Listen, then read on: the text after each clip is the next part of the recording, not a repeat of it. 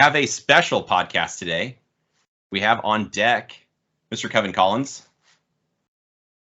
You have to say hi. Hello. Scott Armberg. Hello, everyone. And Luke Faust. Hello. What could these three guys possibly have in common? These guys We're are all fantastically handsome. Well, that's true. That is true. These guys are all running for the Area 3 director. You guys were all previously on a different podcast, The Hit Factor, and I thought, hey, man, I want my turn interviewing these guys. So anyway, this is the deal. I typed up a list of questions that I sent you guys all yesterday. So you guys know the questions I'm going to be asking you, but you don't know who has to answer them first. So I kind of divided them up so everyone has to take turns answering each question first. And then at the very end, I've got kind of a hard-hitting question that's custom made for each of these guys that are kind of the questions that people have been asking me, like, hey, I like this person. What about this or whatever? So anyway, that's going to be the format. So the first question to get things started off, what qualifications do you have for being an area director? Luke, I'm going to send this to you first. Cool.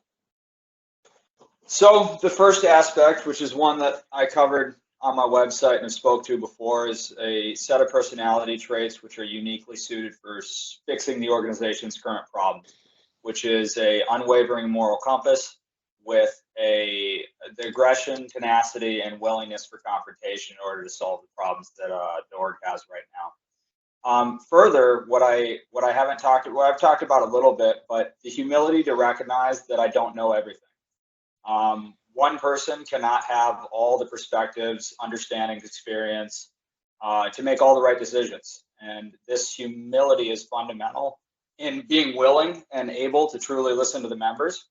And yeah, so that concept can be directly applied to a lot of different situations. The second part of the question, at least as you provided, was do you think that personal shooting ability matters as far as being able to be a good area director? And when applying that concept to that, I don't think it's a requirement to be a good shooter. But if you're not a high-level shooter, you need to be humble enough to be able to find high-level shooters and say, hey, what do you guys think of this? I need your perspective on this. Because it may be very different from your own if you're not a high-level shooter. That's fair. Luke, for reference, you're M class, correct? Yes, I'm M class. Real talk, you're like a GM level shooter guy, but by the classification system, you're M class. Yeah, I guess it depends on the day, but maybe. No, you're quite talented at shooting. Well, thank you. No, just being honest. Kevin or Scott, when you guys care to go next, be dealer's choice. Sure, I can jump in. My name's Kevin Collins. I frankly, Joe, I think probably my biggest qualification is I love this sport. I learned about the sport in 2009 and almost immediately went and got my RO and then CRO. And so I've been RO/CRO since I think 2009 through today. Over the years, I MD'd our local club, which has been a growing and club that has kind of led the way in many ways here in Minnesota. And I've MD'd there over 300 matches. I served as a Minnesota section coordinator for 5 years, acting as the MD in each of the state championship matches, of course. I've shot matches across the section, across the area, and in fact across the country, and just because I really enjoy it.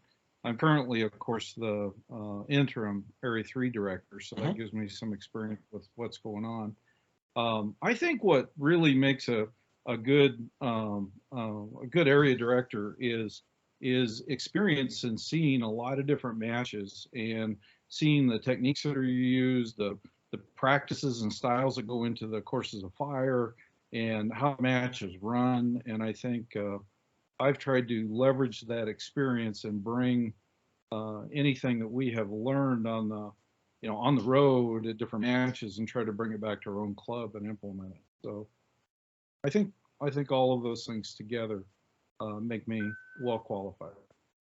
And as a secondary question, Kevin, do you think personal shooting ability ties into being a good area director? Do you think that's part of it, or that's completely separate? I don't think it doesn't hurt, that's for sure. But I don't think it's a requirement to be a good area director. I think what's more important is what I just addressed, and that is the experience of being able to relate to many different matches, many different clubs, many different approaches to putting on a match. I think that's the sorts of things that lead to a good area director. Where it would make sense to tap into top shooters, of course, I'm not shy about doing that, and that from time to time could be useful.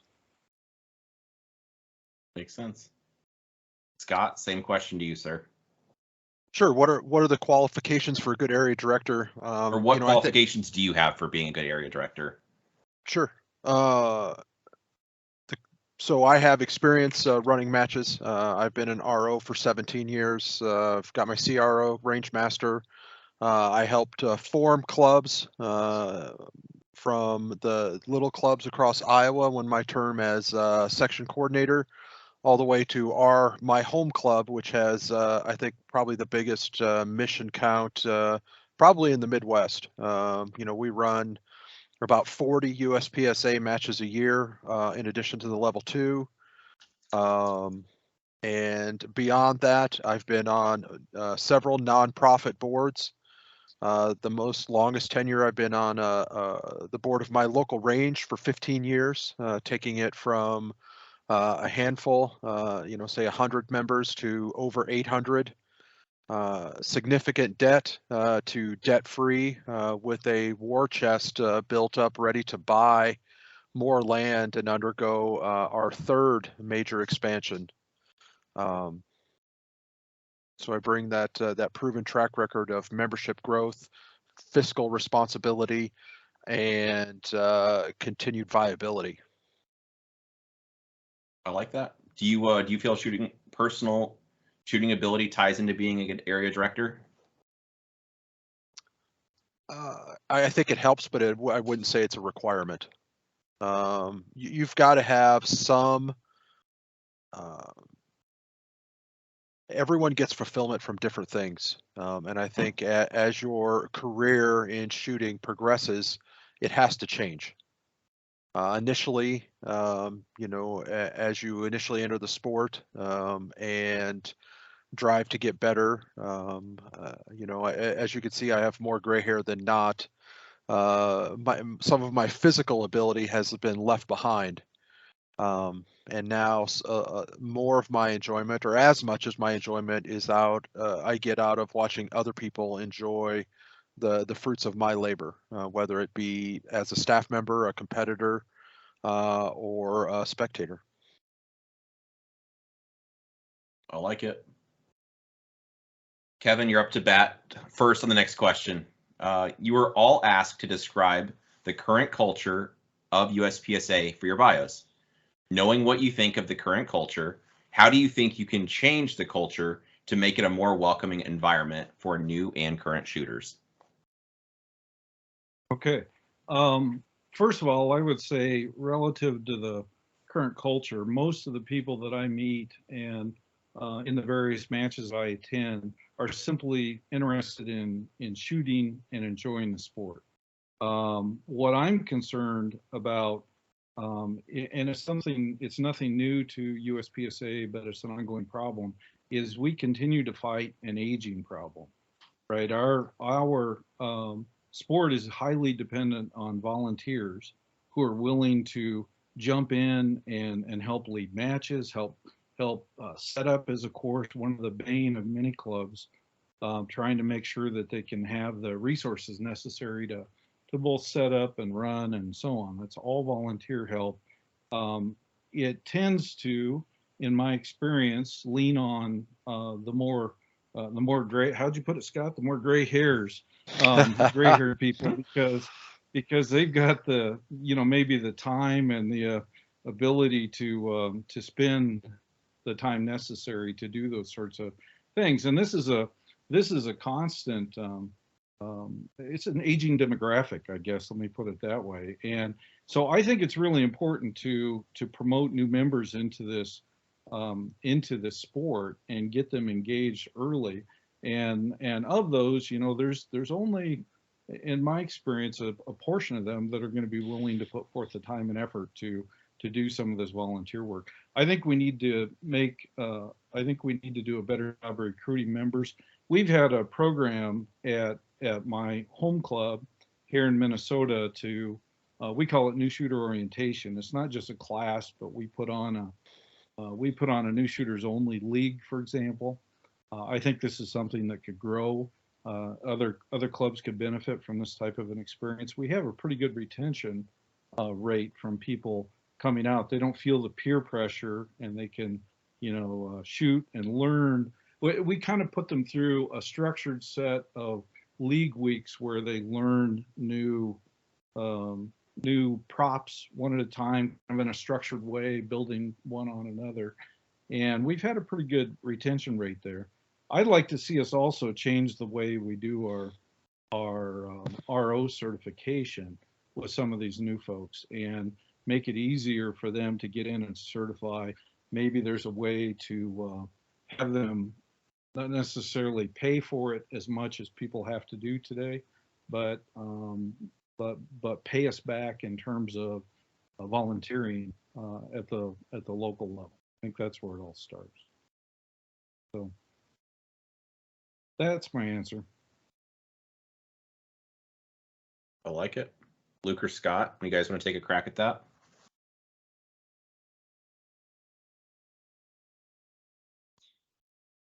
So for me, it comes down to communication. Culture comes down to communication, both what is being communicated as well as how it's being communicated. HQ can't really change the tone in which individual clubs use to interact with new and current members, but it can provide clear, concise communication of what the sport is, how to get started, what the rules are, so forth. So by keeping the information as clear and concise as possible, the easier it is for new shooters to digest it all, and the less interpretive conflict comes among existing shooters due to gray rules or stuff like that. So that's what HQ can do on that front. Speaking a little bit to what Kevin was speaking about the aging RO population or getting volunteers in the sport. I can only speak from being a young man in the game who's trying. My primary focus is as a competitor. And I train hard to try to be the best competitor I can be. I view my time in the sport as, from the get-go, from this age and from when I started in the sport, as I'm young, my body can do the things right now. I'm putting most of my effort into being a competitor, and then and with so thankful for the older population, in which, as we've identified, is mainly staffing and running the matches primarily, and with the understanding that kind of what I give back to them is by giving to the next generation. So as I progress and as I age and as I shift out of being primarily a competitor, providing those opportunities to the next generation. So I think that maybe I'm more unique in seeing that long-term vision early on. But I think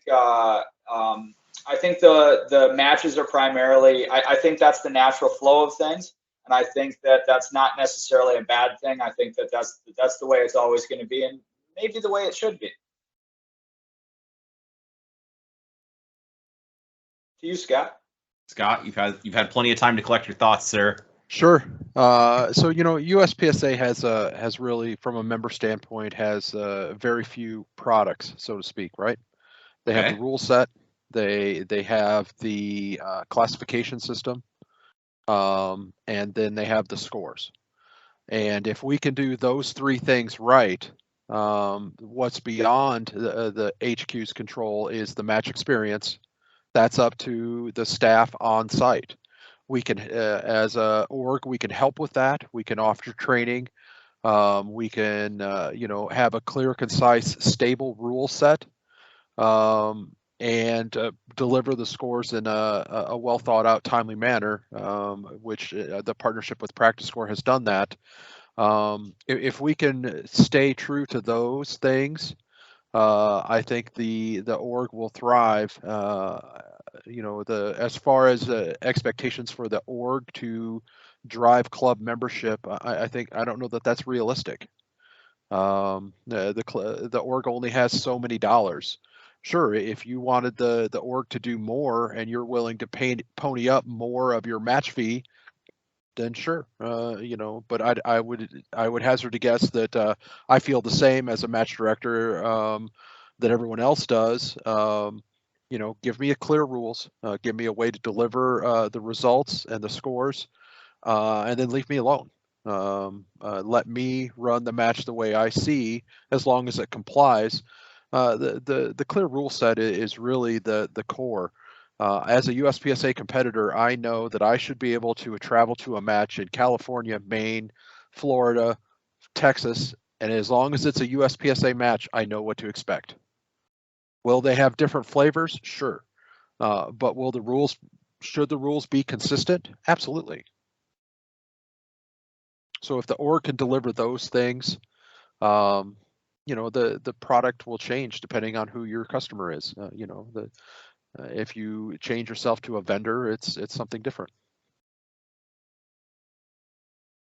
That was a really good answer. I like that. Well, Scott, even though you just talked, you're up to bat first on this one, and this is a doozy. So the question is, the bans are a very hot topic.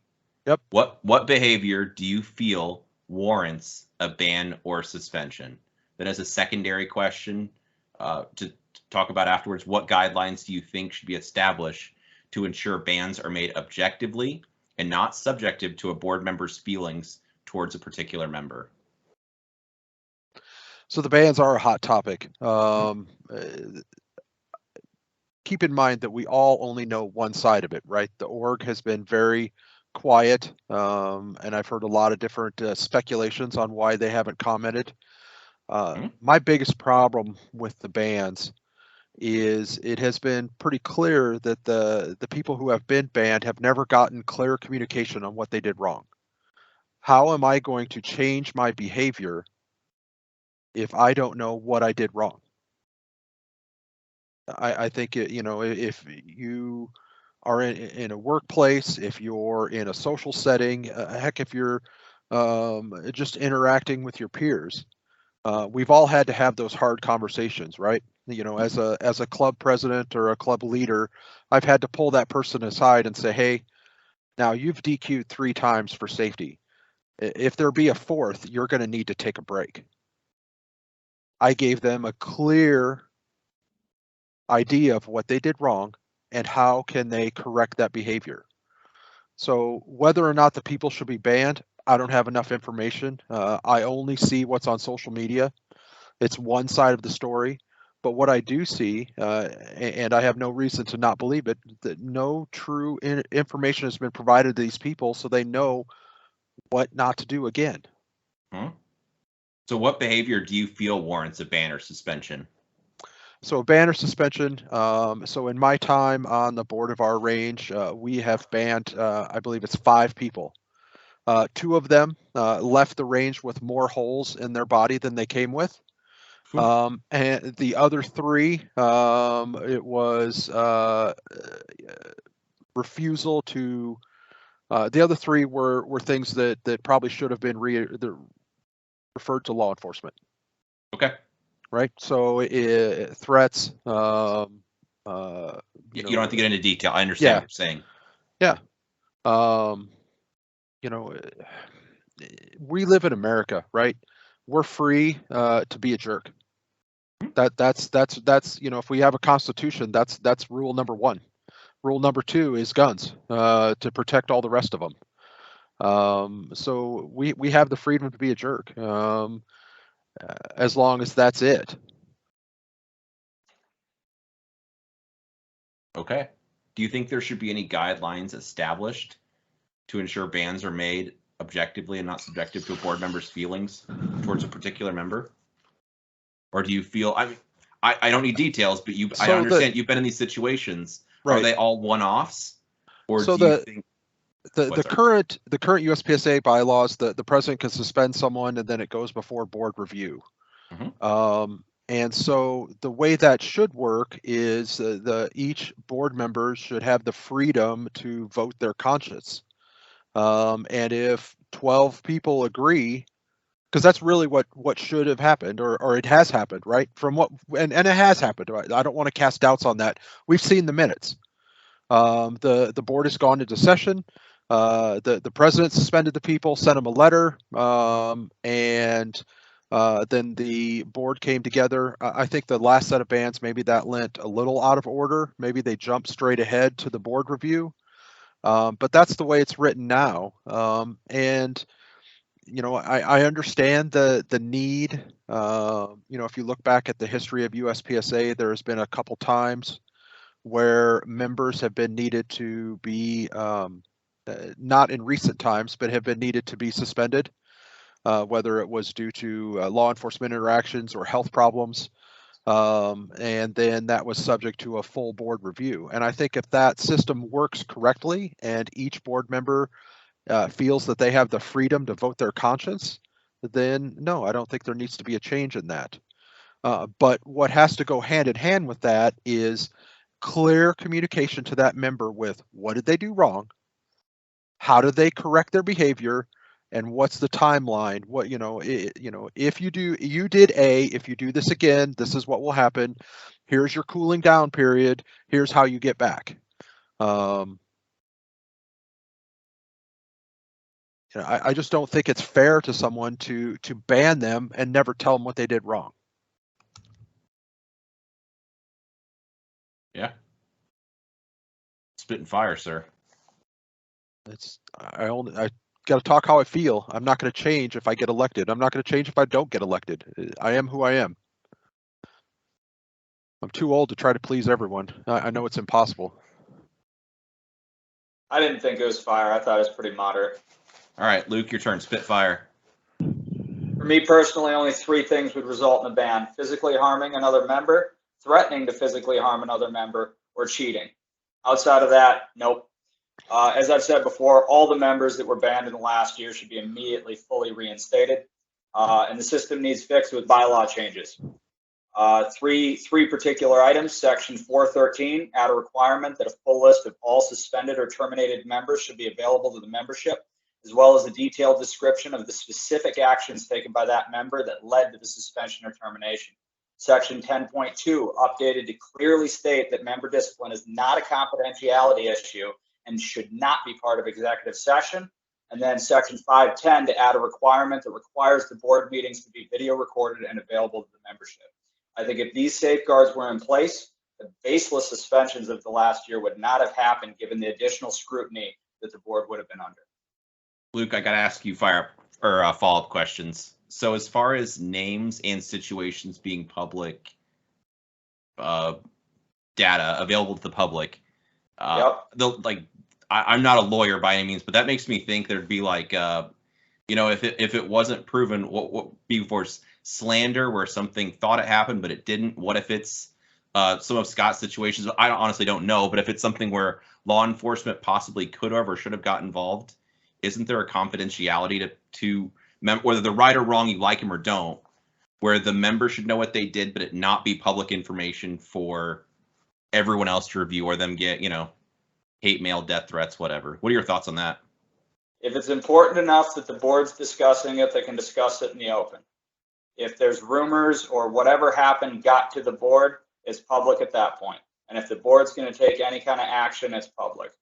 To my understanding of law, there is no law that would protect that as being confidential. The only thing that's confidential is employee stuff, protected by employment law, and that does not apply here.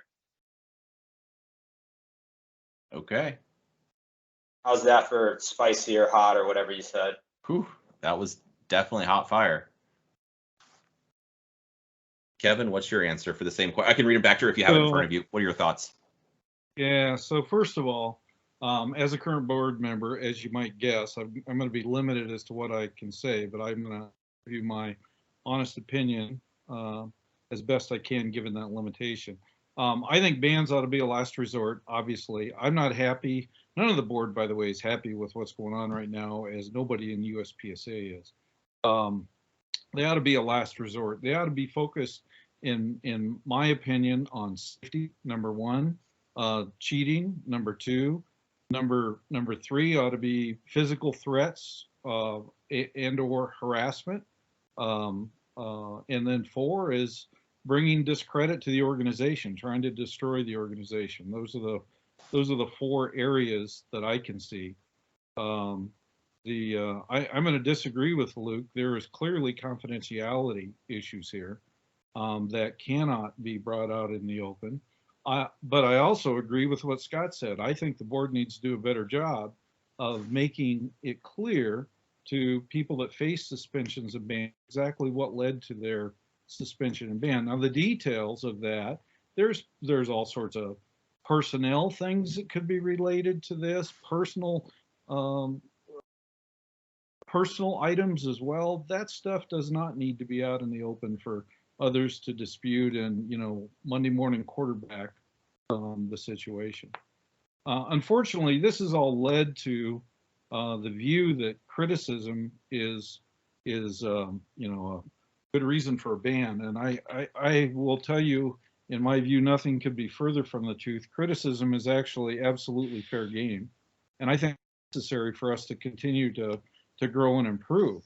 But there is a difference between what I would say is constructive criticism and trying to move the ball forward, and attacks that threaten the entire organization. I think all USPSA members have a vested interest in constructively challenging and improving this organization.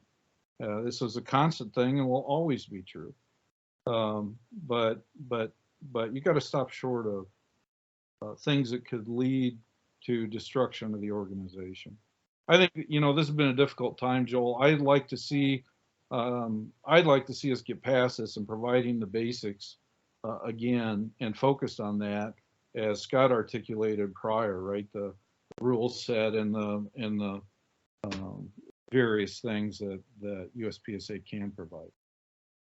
Kevin, as a follow, I want to ask a follow-up question to Kevin. As a follow-up question, you said about discredit to the organization. Could you give me more? Because I could say the stages at Nationals sucked. I could say USPSA sucks. I could say the rule book sucks. I think there should be a staccato division. So where give me, I mean, seriously, help me out. Where would you say? I say staccato division, stupid. Don't destroy USPSA. Where do you draw the line? I mean, give me some, if you could, between discredit the organization or being critical or saying it could be better. I mean, because you kind of get to a fine line, if I'm making sense. There is a fine line, and I think there's some gray areas here, Joel, where and by the way, to address one of your other questions, I have seen where this is a unique. Many of these things have one-off aspects to them. Sure. And so I do think it's a fine line. Bringing discredit, what I'm really trying to say is that we don't want to destroy. We want to, if you think there are financial improprieties, help us fix it.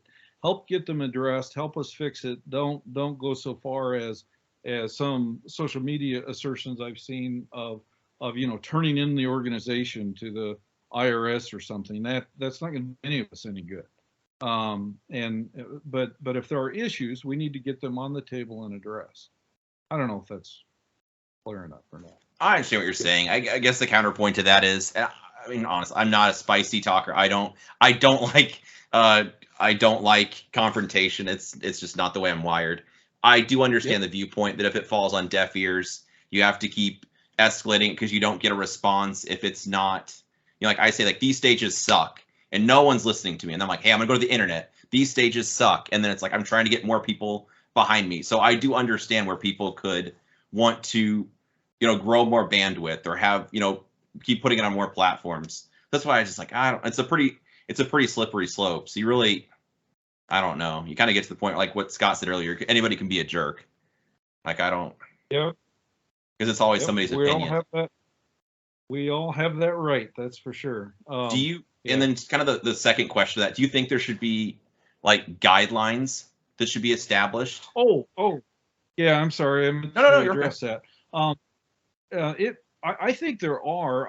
What I've seen inside the board meetings, Joel, is a healthy conversation with people taking different positions. You do see in the end where everyone comes out the same, and so that may lead you to believe that we're all somehow coerced to the right thing. This has to do more with compromising and trying to find a common solution that everyone can get behind than that. But there is a lot of different opinions. All of us come from different backgrounds in different parts of the country and have different perspectives. Some people know the people that are being discussed. Others have no idea. And I've seen the fact that you have 9 different people voting on it, I think is a important part of this. I get you. Luke or Scott, you guys want? I know we went a lot of roundabout. Does anybody else want to say anything else before we move on? You know, if there is all that diversity of opinion on the board, it's unfortunate that none of the members get to see that diversity of opinion. And the result always ends up at the same, which is bam. I mean, you've been on the board, you've done more bans in your time on the board than I think we've had in the last 4 years. Yeah, you say that as if that's because of my time on the board. No, I'm just saying, like, you voted 4 out of 5.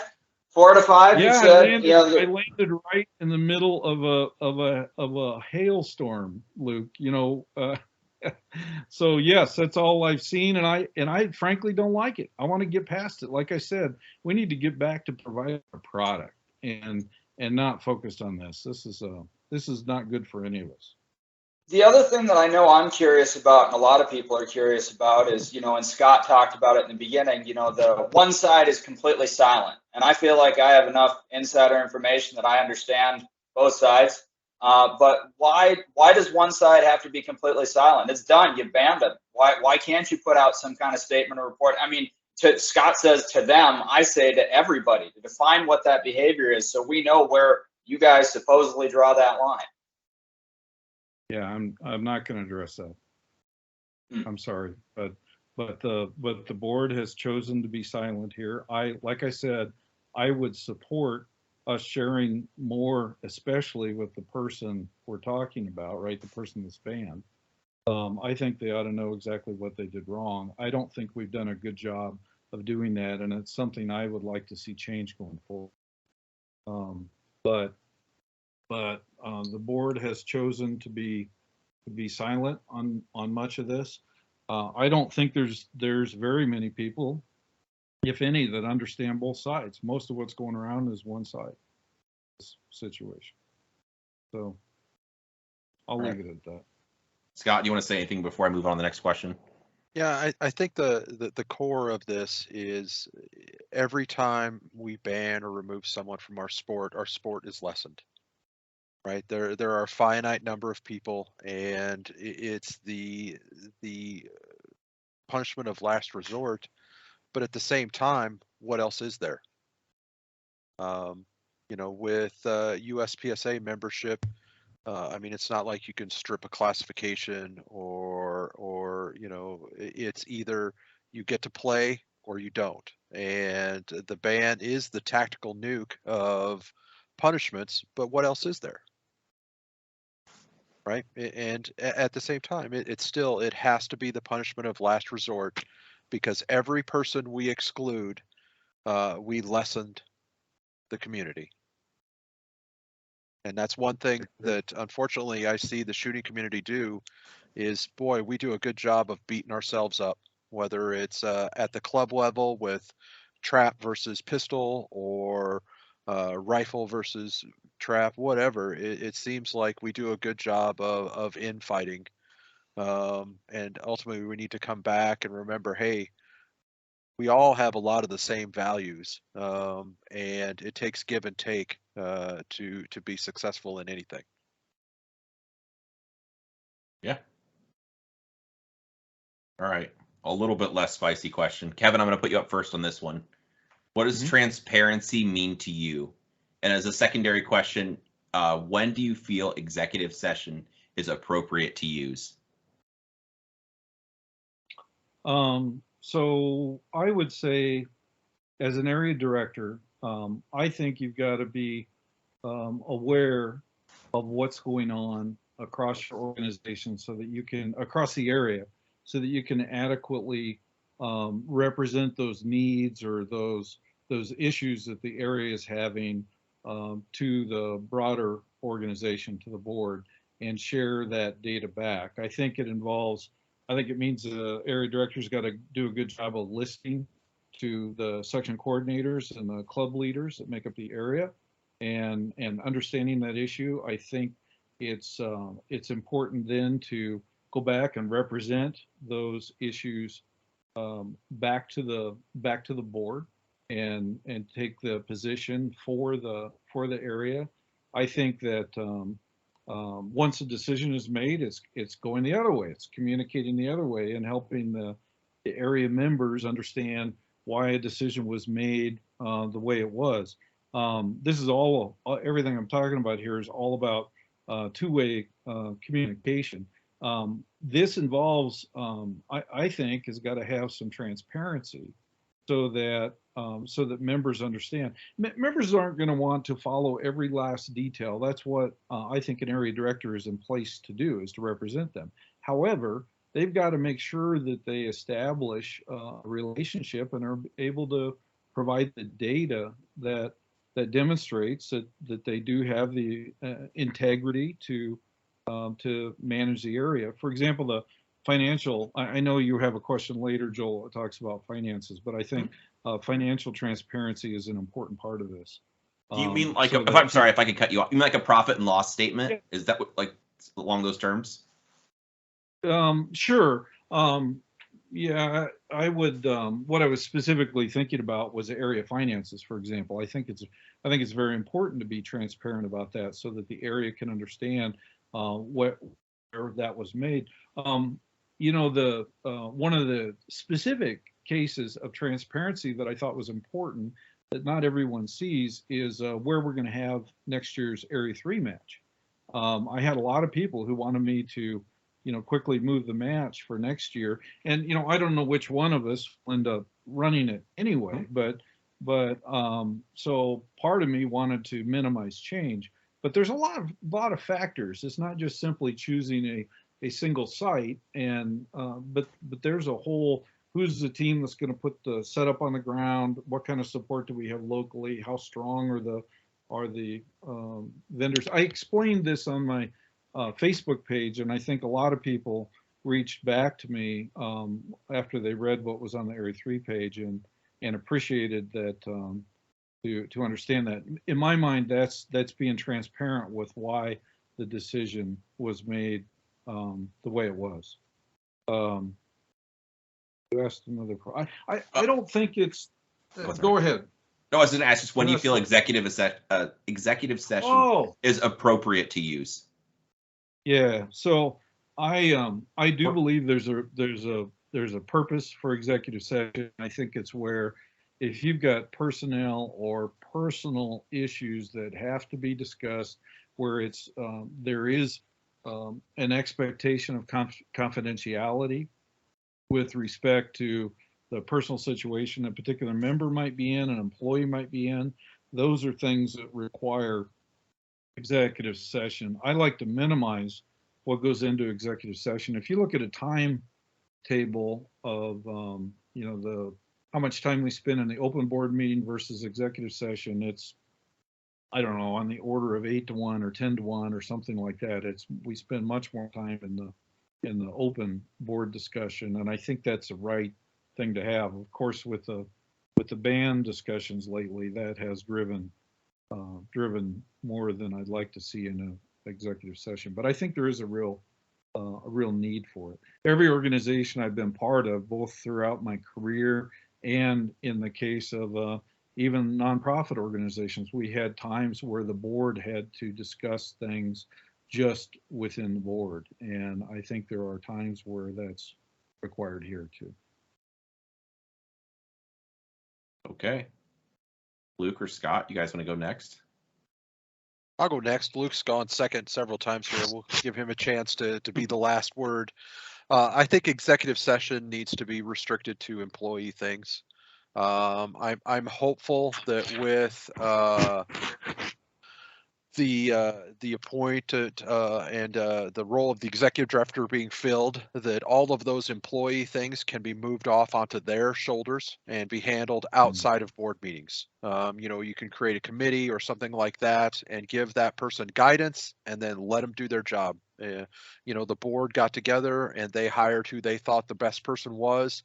I think the best way for people to be successful is give them a clear goal, give them a clear parameters, and leave them alone. Touch base with them periodically to give feedback and guidance.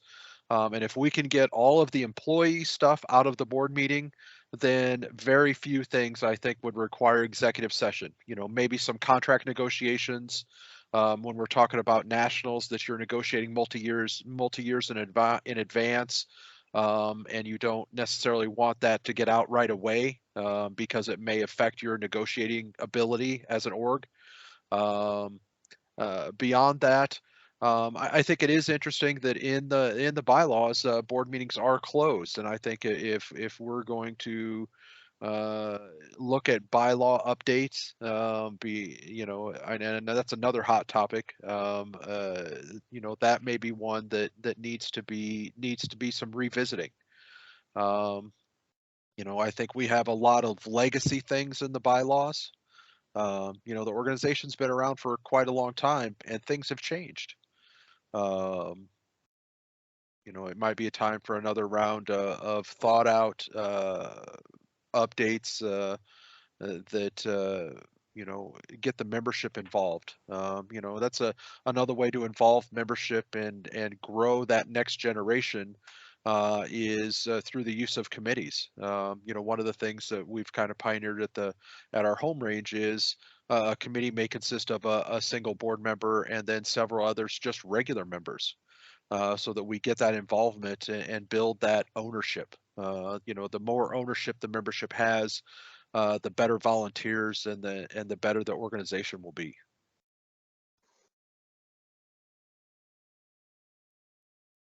So is that it? Are you good, Scott? Yep. Cool. I didn't want to cut you off.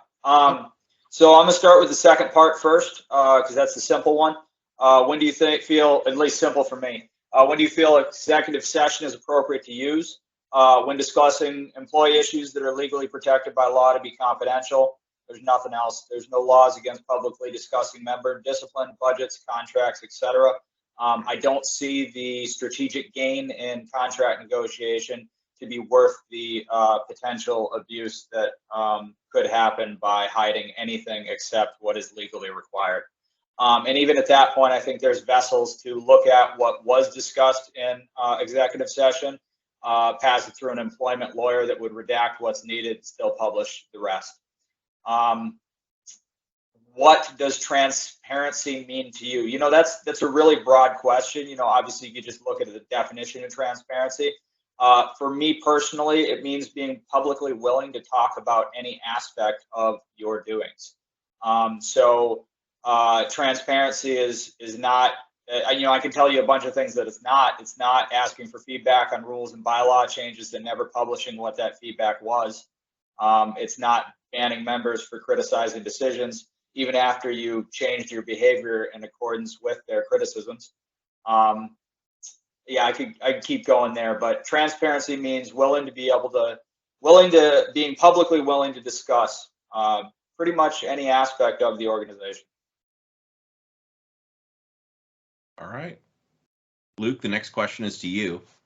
How do you plan to bring fiscal responsibility to the USPSA organization? So I've talked about this a decent amount, but I'll hit it again real quick. I don't think the org has an income problem. I think it has an expense problem. So starting with a review of all expenses, starting with the six-figure problems, which from my quick review are the physical office space, the physical magazine printing, and the travel policy. It looks like kind of funny that I've been talking about those on a couple podcasts, and those were discussed in the last month's meeting minutes. But after you're done with the six-figure problems, move to the five-figure problems. There's plenty of those in there as well. Every expense needs to be looked at with the view of what value does this expense provide to the membership. and with an objective view of that, what value does it provide? And there's of those 5-figure problems.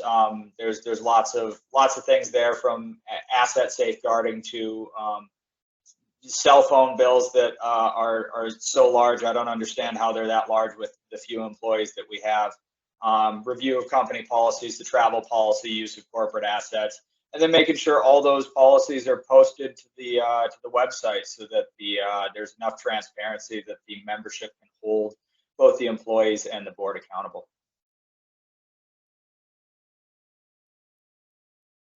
All right, Scott or Kevin? So as far as fiscal responsibility, I think we need to revamp the process through which the financials are reported or made available to the membership. And then I think fiscal responsibility leads back to having a clear set of goals for the organization, and then applying the goals to all expenditures. Does this expenditure drive the mission forward? If it doesn't drive the mission forward, then why are we doing it? We are living in funny times right now as far as an economic standpoint, and I spend a lot of time talking to people about finances. I think as a shooting sport, we are a luxury sport. And right now is time for some hard financial decisions on USPSA's part, knowing that revenue is going to drop. I see it at my local matches, and I've talked to match directors all over the Midwest. If that person that stops at the store and buys 2 boxes of ammo the night before a match, they're not coming anymore. Either the ammo's not there or it's too expensive. We've seen probably a 20-25% decline in match attendance, and that correlates directly to what we pay USPSA as activity fees. The sectionals, my sectional is a great example. The last 2 years, it has sold out usually within 48 hours. This year, we still had spots left. And I think that's going to continue probably for another year or two. And that has to be used to guide decisions. Is 3-4 nationals appropriate? I don't know. I'd have to see the bottom line. Do we get better shooter numbers? Sure.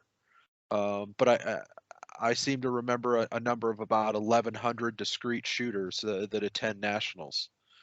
I figured that number's probably pretty accurate. Is that worth it to have 4 or 5 people? How many people really pay for nationals? I would guess they're probably a money loser. And is that the right thing? I don't know.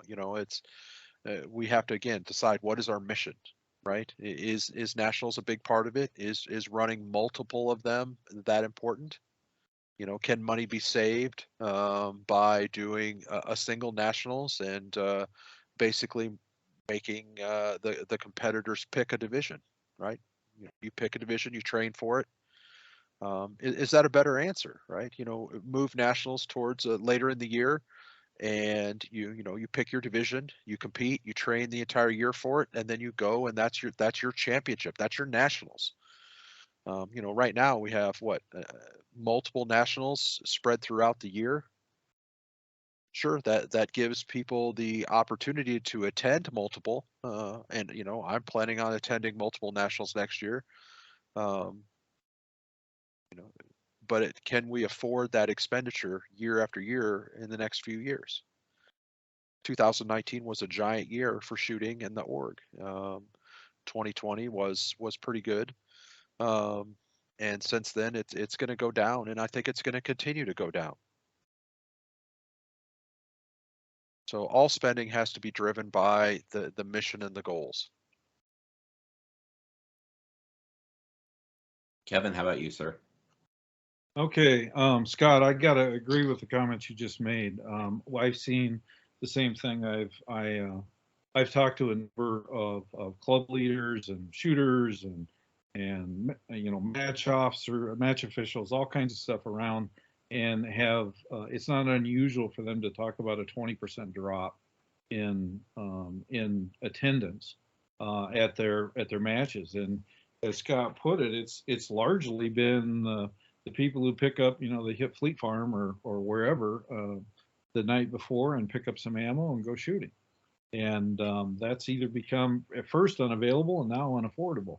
And of course, even those of us who manage to stockpile tons of components many of them are reaching the end of their stash. And so unless things turn around, it's going to start affecting people that are not just the grab some ammo and go shoot types, but maybe the people who have been around the sport more and longer. So I guess to cut to the chase, the bottom line is this requires, we need to be prepared for revenues to go down, not go up, and because of these problems. I think with respect to fiscal responsibility, I think it starts with transparency in the area finances. I tried to do my part this morning. I finally got the results published of our Area 3 match, and so we were able to share that with everyone. I sent it out for review to the section coordinators just this morning, in fact. There's an activity that's been going on the board. I'm not sure everyone is aware of this, but it was before I got there, but there was an audit done of 2021 and a set of recommendations in early 2022, and we have been marching to those. And so part of my belief in this fiscal responsibility is we need to continue to march down that list of things.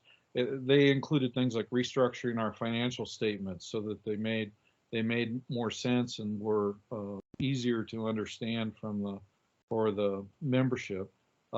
It involved we have a lot of invested money here for USPSA, and one of the issues is moving that to a professional investment place, right? Not just having it sitting in some account and wither away, especially in this sort of environment.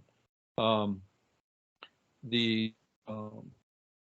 state and federal, there were state and federal issues where we weren't up to date with everything. That has since been corrected, and I think that's an important thing.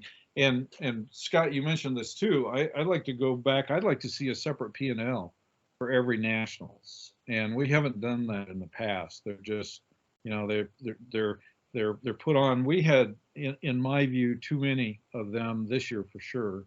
Next year, as you're probably aware, right, it's dropped back. We have carry optics and then irons and optics. So really, we have 3 nationals, and I recognize I'm ignoring 2-gun because 2-gun was done differently this year. It was actually farmed out to a third party, I guess, is one way of putting it, which happens to be, of course, Forest Lake here in Minnesota, running the 2-gun match. But they basically, rather than that being run out of the board of directors with Jake's assistance and so on, that's actually being done by a separate match director and a separate organization, which changes the financial aspects of that, as opposed to the nationals we are sponsoring. We may have to do more work on this going forward, but I think it's in the right direction. So. All right. Let's see. Kevin, I'm going to put you up to bat on this one first. If you had to pick one thing that needs to change about the organization, what would it be, and how would you plan to actually make that change a reality? Wow, one thing. It's I can think of many. Sure. that we ought to improve. I think probably communications is what I would focus on, and I'm talking about from the board out to my area members. I would like to see better communication between the section coordinators and the board of directors, and I think I would like to see that improve through regular meetings, regular face-to-face, doing Zoom calls or Skype, as it were, calls, like we're doing right now, to keep track of what are the issues they're facing, where, what is their attendance? How far are they down? How big of a deal is it to them? What other issues are impacting them? And so I would do this through regular communication with each of those section coordinators and the club leaders behind them. So I like it. I'll stop. Oh, makes sense. Luke or Scott? I think if I had to change one thing, I would like to change, and boy, I have no, I hesitate to say this because I have no idea how to do it. And I hate to be that guy who points at a problem but doesn't have a solution. I would like to figure out a way to make our sport more mainstream and more mainstream accessible. If we look around, let's take disc golf, for example. 10 years ago, disc golf really didn't exist. And now I see in the Des Moines area, there are probably 8 or 10 courses, right? And we've gone they've gone from zero to, I mean, what I saw, someone made $500,000 at a disc golf tournament here not too long ago. So if they've gone from zero to a $500,000 prize table in a decade, how do we make our sport like that so that we can draw in that kind of sponsorship, that kind of support, that kind of money, for lack of a better term. With money comes the solution to a lot of problems. And I hesitate to say that because I don't know that I have a good solution for it. But I think that would be changing. Right now, USPSA is, if you look at the gun culture in the United States, what it's half of every household has a gun, but USPSA has 35, call it 40, even call it 50,000 members. I know it's less than that. That is a infinitesimal percent of the amount of gun owners. How do we bridge that gap? How do we engage that half of America that has a gun, even if it's a quarter of America that only has a pistol, right? How do we engage all of them? And if I could figure out a way for us to engage even 5% of them, boy, you add 5% of what, 15 million people, and all of a sudden you've got all the volunteers and all the money that you need, and maybe then you grow beyond the ability of your matches. But let's have the problem, let's have that problem and find that solution, as opposed to where we are today, where we're an infinitesimal percentage of the sport, Scott? or Oh, sorry. infinitesimal percentage of the gun owners in America. I got to ask you follow-up questions. I'm sorry. Okay. Can't help myself. Would you be willing, if you're king for a day, to change the sport a little bit or modify it to gain that support? For instance, we shoot a stage, you have a 10 hit factor, Luke has a 9.5, and I have a 9.2. People don't understand that means. Would you move to time plus? The headed targets. Oh, that looks like you're shooting people. Would you be willing to shift to the turtle targets? Would you make some of those accommodations to draw the bigger audience, or to be like, no, this is what it is. Like, if you don't like it, don't watch it? Yes. Yes, you would have to make them. I think the shift away of the headed targets, I think that eventually is going to happen. That's IPSC led the way with that. That was the reasoning that they abandoned those, or what the reasoning was given was it's much easier to sell a sport to a beer manufacturer when you're not shooting humanoid targets. It becomes more of a sport and less of a practical or tactical thing. At the same time, there are a few rule things that I think we need to change, and one of them is the ban on thigh straps. I get when that was put in a long time ago that it was a perception thing. We didn't want to appear like those people, And at this point, I think we're, maybe alienating a few of our 3-gun competitors that might make the jump over for some pistol competition, but don't like catching grief over the thigh strap. And I think there is negligible competitive advantage for it, and it's kind of an easy fix to be more inclusive. Would hit factor scoring be, again, this is the last question, would that be sacred to you, or would you be willing to budge on that also? No, I think hit factor scoring is pretty integral to our sport. If you take that away, we 2 hits on Brown, boy, that builds that takes so much out of it. Accuracy, it's back to DVC, right? Speed, accuracy, and power. That's the core. You had that was the right answer. It's a trick, because if you would have answered and said I'd go to Time Plus, I was going to punch you from the call and just say like Scott had connection issues. Sorry, you've been voted off. Time Plus Scott will start calling you.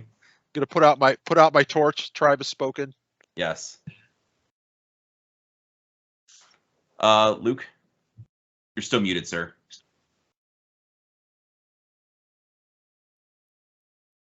Whoops, my bad. I started typing and I didn't want the noise to. Yeah, you're good. So you got my brain on all the stuff you're just talking about with Scott, and I agree wholeheartedly. And I think before I get into what with the the discussion on hit factor scoring and the headed targets and all that, and the thigh straps as being a really low hanging fruit. So I mean, before I get into the one thing I want to change about the organization, I mean that kind of touches on the thing that I really appreciate about the organization, which is it is the single best way to train to be proficient with a handgun. I've done it all. There's just nothing else, and I think an integral part of that is hit factor scoring, and especially the way it's set up right now. The point system, particularly minor point system, I think is it's perfect. It's just right. It's not Goldilocks, just right. You don't have to sell me on this. I'm already on board. Tell me one thing you want that needs to change about the organization, sir. So I'm a broken record. The one thing that we've already discussed, member discipline. I've already laid out the exact changes I want in the bylaws in order to fix that system. As far as making that change reality, pretty simple. In order to change the bylaws, you need enough members that believe in free speech, or not board members that believe in free speech. That's a 3/4 majority now with the recent bylaw change at the beginning of this year. So that's not necessarily in my hands. That's in the membership's hands. We need enough people to step up and run for board seats. We need enough people to get out and vote that are passionate about the sport and about these issues. All right. Next question. We'll kick this off. Luke, this one's yours. What changes, if any, have you made at your local matches that have been successful that you could implement on a bigger scale? Running a good match is about clear, concise communication, being efficient, running on time, making stages that are properly balanced, that are difficult yet achievable. The national, if we're speaking about the national and area level matches, the ones that I've been to have all been pretty good matches for the most part. To be honest, and once again, I'm a broken record. The matches themselves are not the issue for me. It's the bans, the finances, the transparency. Those are the problems I came here to solve. I think that for the most part, we have some really good matches. We have some really good staff. Is it perfect? No, but is it the main focus of my campaign and the main focus of things I want to work on and change? No.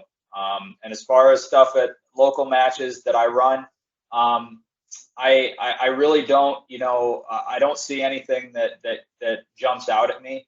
Run a pretty standard local, just run it on time, clearly, concisely communicate all the information,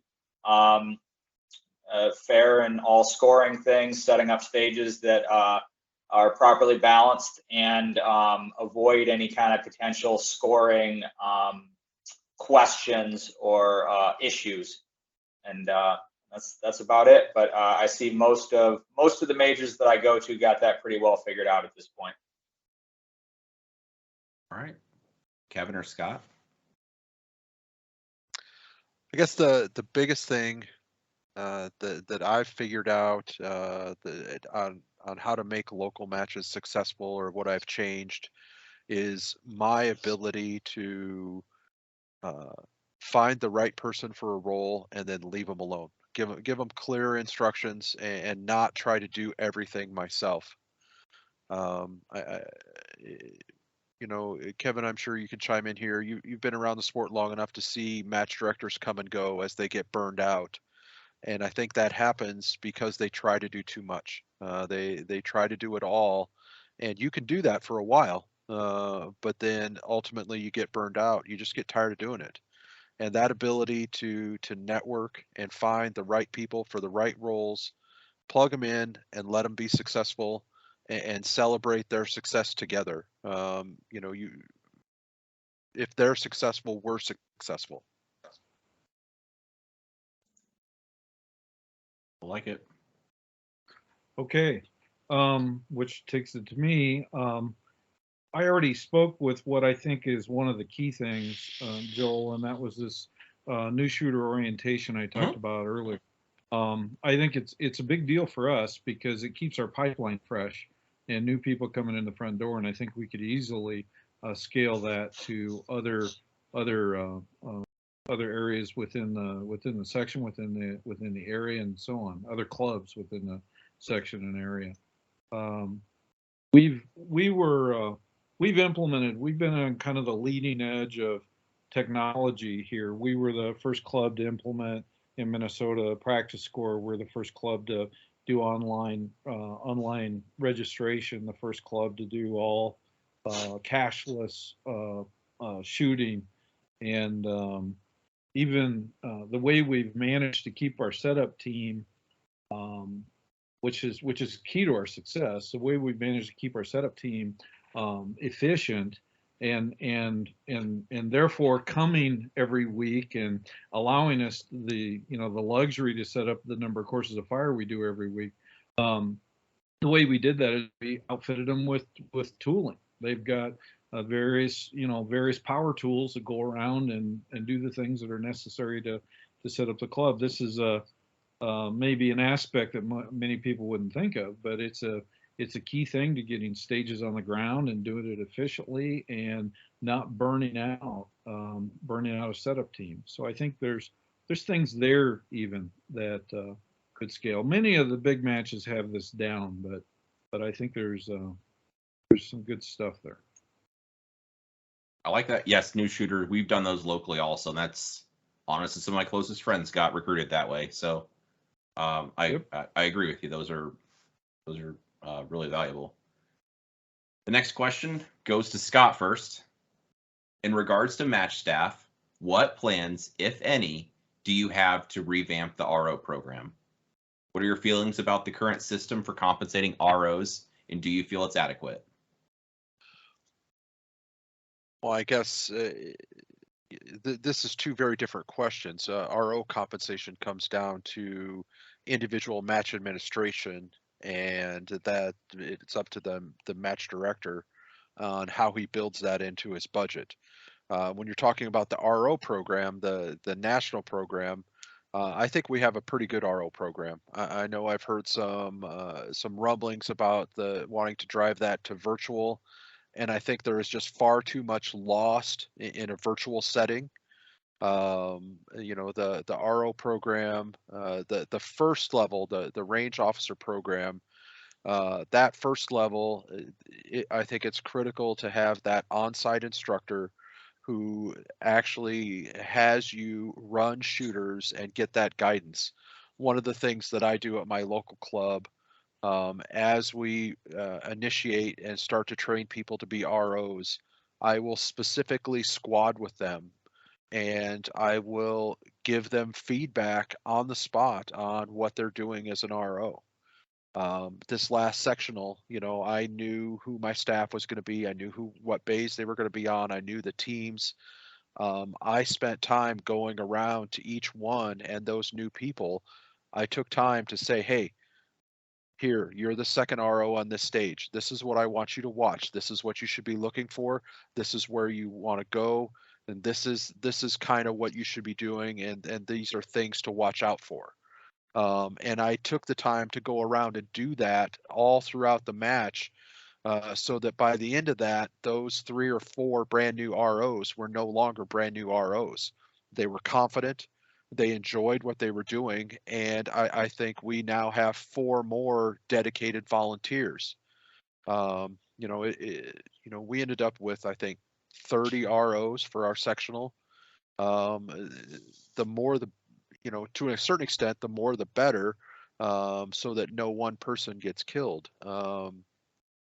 Not literally killed, but has to work harder than they should for a weekend, recognizing their volunteers. So on the individual match level, for HQ to have some sort of resources or a mentoring program for that new match director to have someone to ask questions to. I mean, it's almost weekly that I'll get a Facebook message, an email, a phone call. How do I do this? How does this work in practice score? What do you think about this? What do you like on this prop? Have you bought this steel before? Is it good? Is it bad? What are the downsides? I get that all the time. And for that to be something that is communicated to new club directors and to provide that mentorship, to make them more successful. And as far as the core RO training program, um, I, I'd like to understand better, where does that $800 go? Where does that minimum cost? What is the overhead? I know they're not printing books anymore. I know that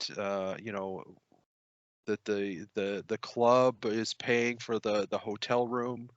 So where does that 800 exactly go, and how does that go? Where does that money go? Not that I wouldn't don't not that I mind paying that. I've got that built into my club's finances, every other year or every year, depending on our need. Um, because back to what are USPSA's product and what are my club's products? My club products is the match experience and the scores. And I've got to have a consistent rule set, to deliver those 2 things. So, what is to make the RO program better? I'd like to see it. I don't think it can go virtual. It needs to stay the way it is. If maybe we could find a way to subsidize or lower the cost. I know a club can get a free RO class once they've held 4 matches with classifiers. But I mean, you've got to hold 4 matches with classifiers. If you don't have range officers, it's really hard to hold 4 matches with a classifier. But at the same time, I see the flip side of it. If a class really does cost $800 and USPSA does a free class for a club that then fails, now they've squandered member money, right? So, but there's got to be some kind of balance. I think we do a really good job right now. I facilitated a lot of RO classes. I think what needs to happen after the class is that mentorship, and that has to happen at the club level. But I think it'd be nice to have some sort of framework or structure on, where do you ask questions? Right. If I'm a brand new club person, how do I get going? I like it. Kevin or Luke, thoughts? So I just got my RO certification. I don't really have enough experience in this area to have opinions on changes that are needed or not needed within the NRI. And further, I haven't staffed majors. I can't speak on that. What I can speak on is the shooter's perspective. I don't mind paying higher match fees to make sure staff are taken care of. I personally don't give a shit about a prize table. I'd rather see that money go to compensating staff for their time. Further, I definitely don't want to see, like, if I do see a higher match fee, just padding the pockets of administrators on the back of some volunteer labor. I don't like to see that either. So I'm all for paying top dollar for talent, whether it be employees or match staff. I want to see them get fairly compensated. I guess the one other thing to kind of tee up on that is, as I kind of talked about earlier, I cannot have all the experiences and knowledge and everything needed to make all the right decisions. So in an area like this where I don't have much experience, I have the humility to recognize I don't. And if there are issues that are brought to me within those areas, not only the people who are bringing the issues, but consult other people in other circles via the polling system that I have active on my website right now. That's one of the main tools I want to use. And that would be how I'd get issues like within areas I don't know brought to me, and then the system that I'd use to gather more feedback on those areas and address those issues. Very good, Kevin. Okay, I am very familiar with the RO and CRO programs that we have in place. I do also believe that these got to be hands-on, face-to-face. This is not a virtual thing, and I believe the program we have is good. I think the biggest issue I see is one of, I'll call it accessibility, and that is I want to see that ways to provide these programs to more people and give them some more options. Right now, I'm looking for something in Area 3 for RO and CRO classes before next shooting season. And there's some around, but there's not a lot of choices right now. Part of that is cost, and I'd like to see us find ways to defer this cost, whether we get the national organization to help fund this, the $800 Scott was referring to. Is there some way they can do that? Is there some way that we could reroute, for example, area revenues? One thing we could do with part of that revenues, we could earmark it to put on specific RO and CRO classes. You may be aware we do that a bit right now. We can do one of each, one RO and one CRO class. In fact, they're in Omaha fourth quarter this year. Although I think the CRO is having an attendance challenge right now. It is.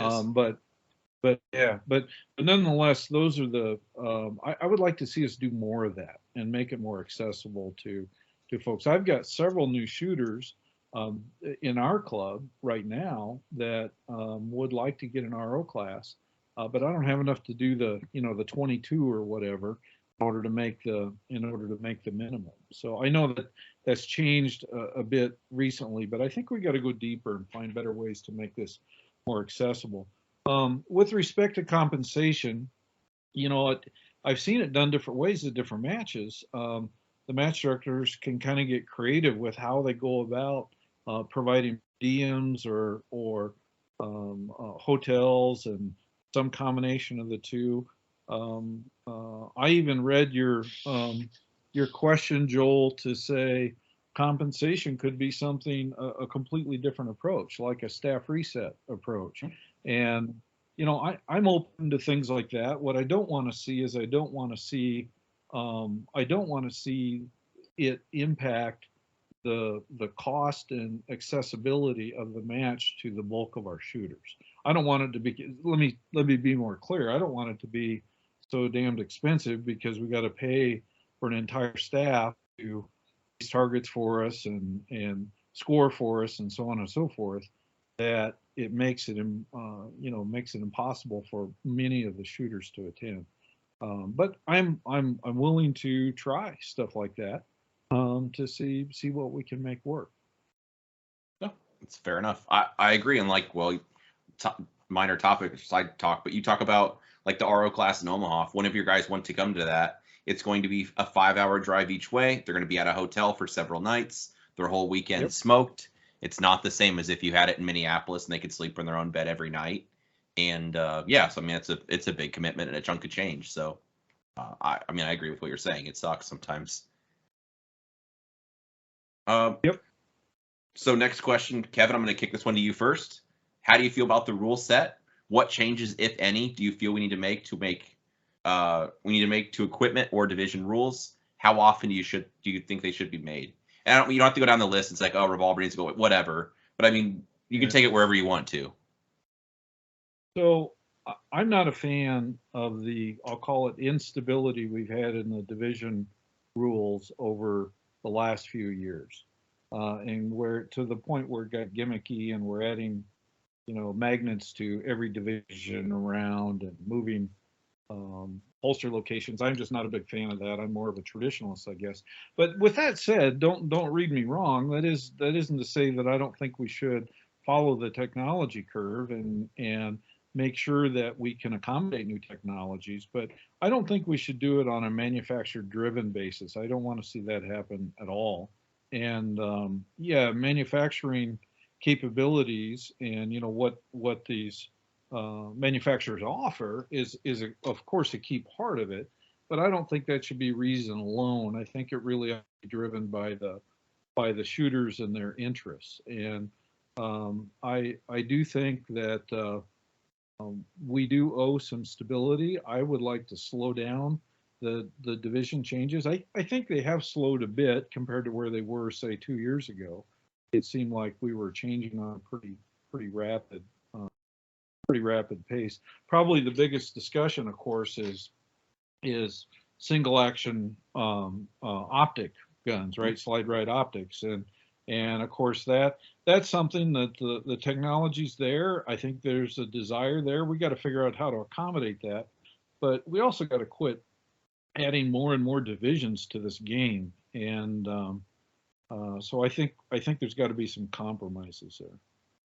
So I'll just leave it at that, Joel. If you've got any other questions, I'd be happy to just the last one. How often do you think we should be changing rules? Do you think it should be a rule where it's like every year, or once a year is it, every 3 years is it, every 5 years is it, or is it a, well, we'll see what happens, case by case? I'd have a hard time making a hard and fast rule and have it apply everywhere, because I think it depends on technology and where technology takes us. I mean, look at where dots are right now compared to where they were 4 or 5 years ago. It just if we limited it to only every 3 or 5 years or something, it would. I don't think we'd be responsive enough.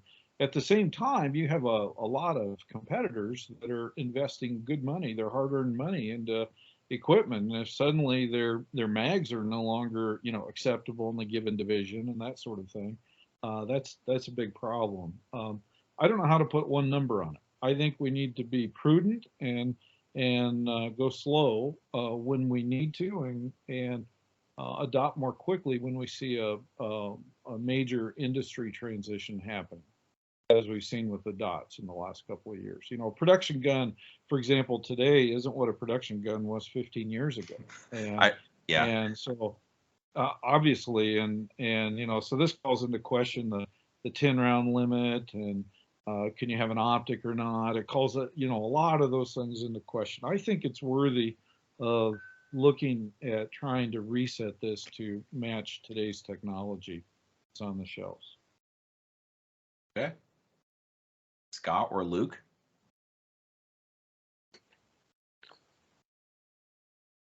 Go ahead, Scott.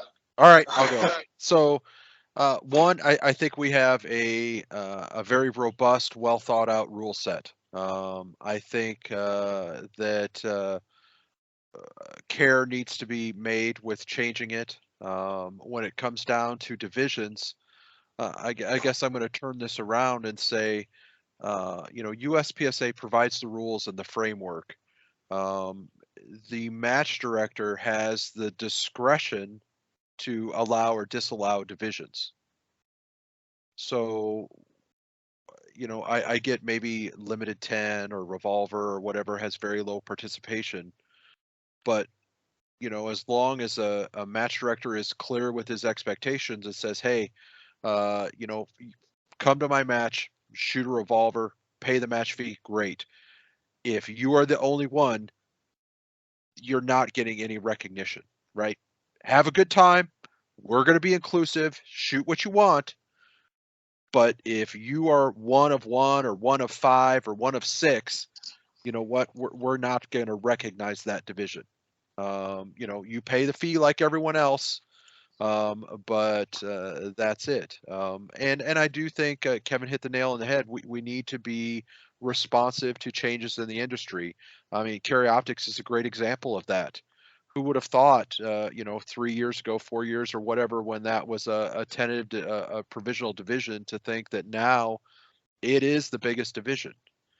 And I think that will even out a little bit as things change. And it's, I think some competitors have the perception that gear will make them better.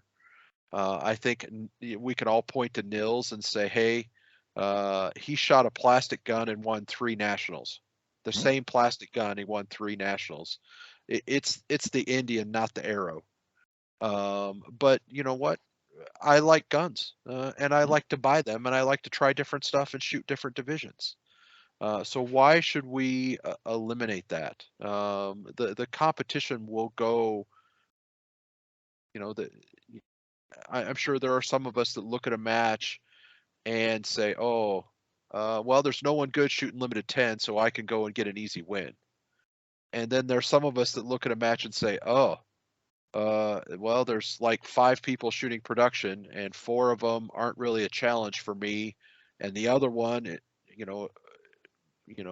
who knows if he'll be good or not. Maybe I'll jump over to this division where, hey, there's a whole bunch of really good people, and I can really test my skill against someone who probably will beat me. But if I'm instead of being 70% of them, I'm 75% of them, I can tell that my hard work has paid off. So how do I like the rule set. I think it's great. I think it's the best one out there. I think anyone else would struggle to get a rule set with this quantity of depth. Should we get rid of divisions? I don't think there's a need. I think you leave that up to your match directors, and they just need to not be afraid to tell people, hey, you and your 2 friends shooting L10 or revolver are welcome to come and have a great time and be safe, but all you're going to get out of it is the match experience. And maybe that's enough. Should we cater to the single stack slide mounted? Again, why not be inclusive? There's a big chunk of the 3-gun competitors that are shooting a 2011 with a slide mounted optic and a thigh strap that if we created a division for them, it needs to be separate from carry optics. That they would come and compete, and the sport would be better for it. And last question, Scott, how often do you think rule changes should be made, or do you think there should be a number on it? Should it just be as the need, or as the area directors determine there's a need? I think this would be best served by a rules committee. And the rules committee has a biannual meeting schedule to evaluate if their rules updates are needed, and then they present that to the board on an annual process. Not saying that there would be an annual change, Sure, but there would be an evaluation and a report, and maybe the evaluation is, well, we don't see any major need for changes, and then that's the end of it. Or maybe we do that, and having that committee, then you can get a representative from NROI, you can get a representative or 2 from the membership as a whole, to provide that feedback and provide more avenues for the membership as a whole to express their opinions and get their 2 cents worth. And I don't want to say 2 cents in a derogatory manner. I want to give the membership their voice.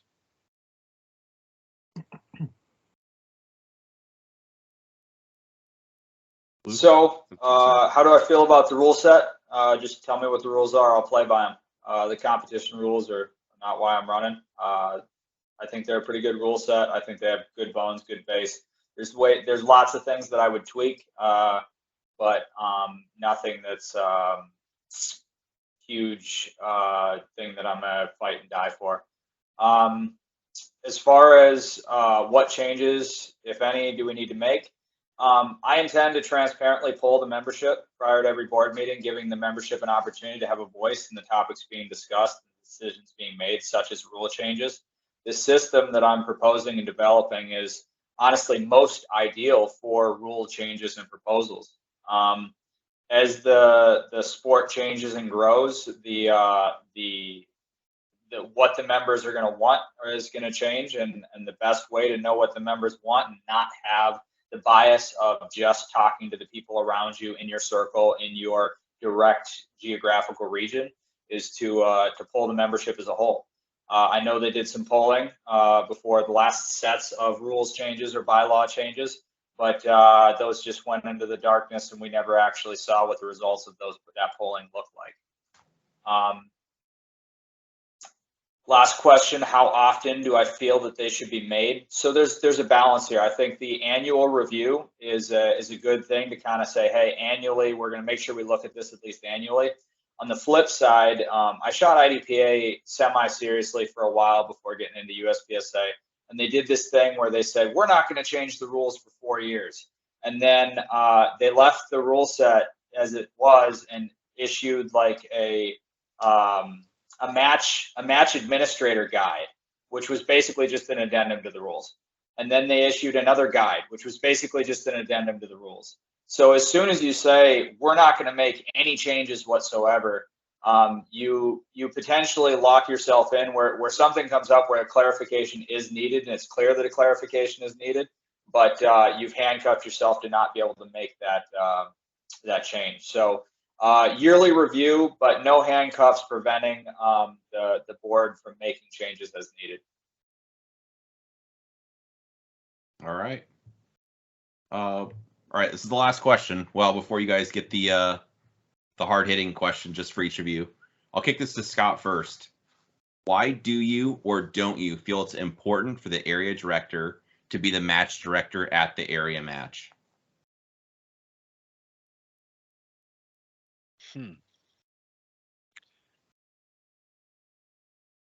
I think it's so if you look at what are the responsibilities of the area director, you know, one of them you serve as one of the guiding members of the org as a whole, and then the next is to hold the area championship, and I don't know of a way other than to actually be on the ground and be part of that process for that to be successful. You can't, you know, I suppose you could farm that out, but you would have to be there to really make sure it's done correctly. That is one of the most important things that an area director does, is to make sure that that match is successful. That should be the culmination of the shooting season for the area. You know, in an ideal world, you know, and I think maybe this was the vision if we go clear back to the Columbia Convention, and you know, you had the section championship, and then you were up to the area championship, and then you went up to nationals. You know, back when I first got started in this, slots were coveted. You know, the slots was a big carbon paper that was mailed out to the section coordinators, and people wanted them. And now a lot of that has gone away. I know in the last few years, when slots come down to our section, it's like, well, does anybody want one of these? If not, we're just going to send them back to HQ.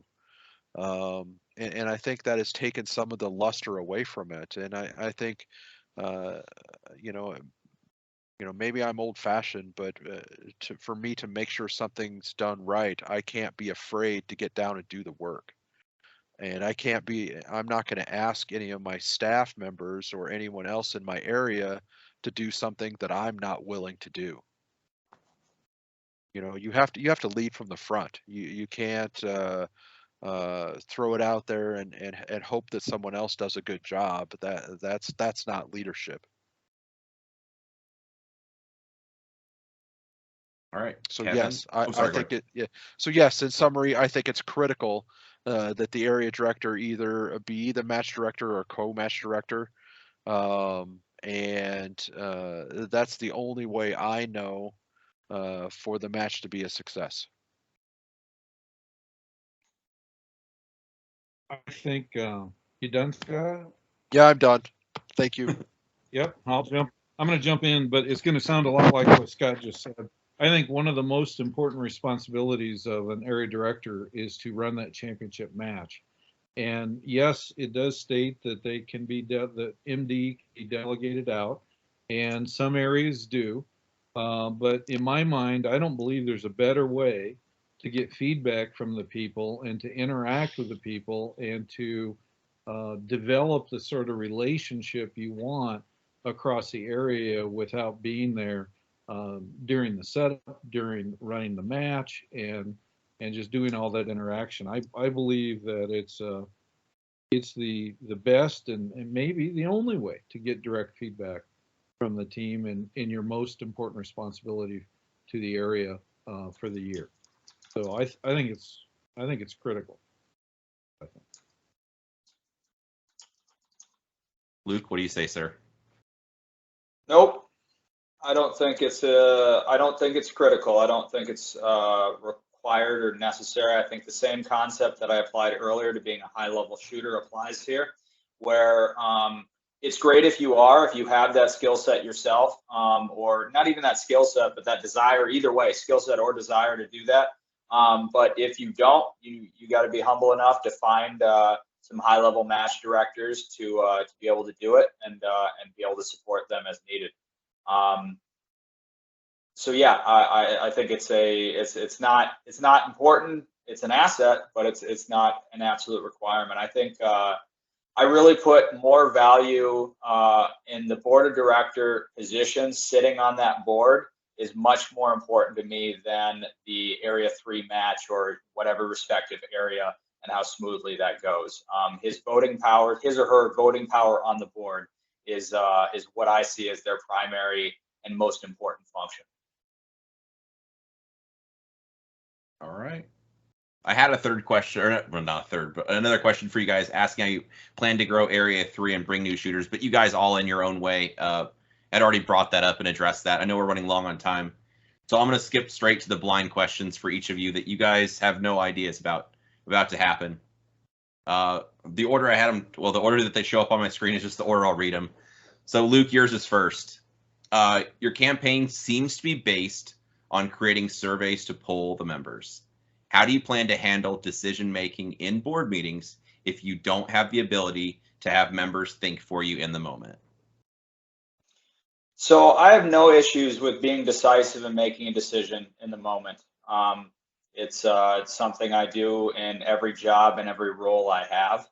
At that point, my personal beliefs and my personal ethics and the way I see things does matter, and that's why I try to share as much as I can with the voting membership.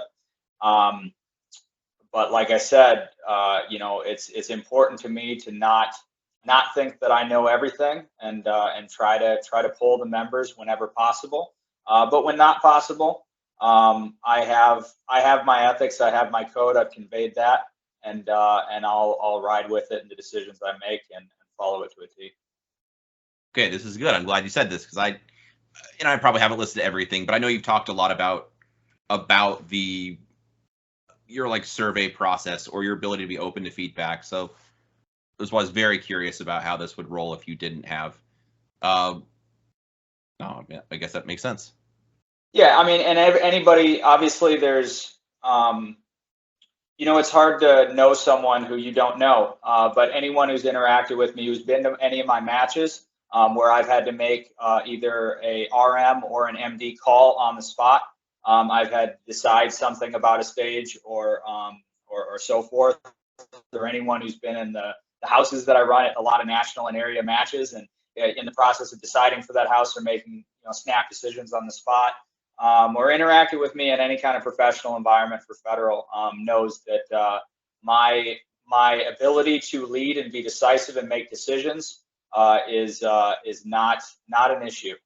But I also try to blend that with the humility to step back and do what the people want when the time and opportunity is afforded. Okay. Kevin, you're next on my list. We talked about this a little bit earlier, which I didn't know if it would come up or not. The bans and suspensions are a very hot topic. As someone who voted in favor of the bans, what was your thought process behind voting to ban the members, and how do you think it reflects on the membership?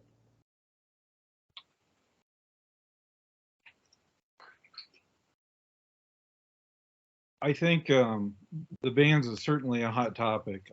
I'm not comfortable with us having to resort to bans in some cases, especially the way that it's been interpreted that we are banning people that are critical of the organization. I don't, as I said before, I think criticism is a key feedback that we need to be able to accept and build off of, and we can't grow if we don't have that. I stand by the votes that I made. I expressed myself with my fellow area directors at in the executive session. We did not, despite the way that we ended up, we didn't all agree with where people should sit going into it. We ended up, after much debate, ended up looking very consistent, of course, by the time it gets published. But it was a long time getting to that point. How does it reflect on the organization? I think it's been a trouble spot for the organization. I think it's affected many members and continues to affect many members' view. And I've seen clubs that now have decided that they want to step down and not reaffiliate. I've seen people who stated that they're done shooting for now, and I hate to see that. We need to be driving it the other way. And so I'm very interested in trying to get by this trouble spot and get back to doing what we need to do. I welcome any input and any criticism what we have here. I also at the same time I'll say that I need to have constructive criticism. Scott mentioned earlier, he didn't want to just mention a problem without having a solution. That's what I'm talking about. How, what is the solution? How can we drive to implementing change and challenging the organization to grow and address some of the issues that we no doubt have without tearing it down. Okay. Scott, your turn. All right, Joel, tee it up. All right. Most people see you as very agreeable and not polarizing in any way. I've had several members ask me privately if you're willing to have uncomfortable situations and go against the flow if you don't agree with something, or if you will be a go along to get along guy. How would you respond to that? Boy, some of those people have not encountered me in other places. I would say for every person that says that, there's probably two people that have had the other opportunity or the other side of me. I am not a go along, get along. In my day-to-day job, I'm a financial advisor. You can imagine what my year has been like with the markets being as they are. Try telling somebody they've lost $250,000 and try to get them to see the good side of things and to know that they're okay and have that hard conversation. And I have that conversation every day, multiple times a day. I've run a club for over a decade. I've had to have the hard conversations. Hey, you're not safe, and either you change or you're done.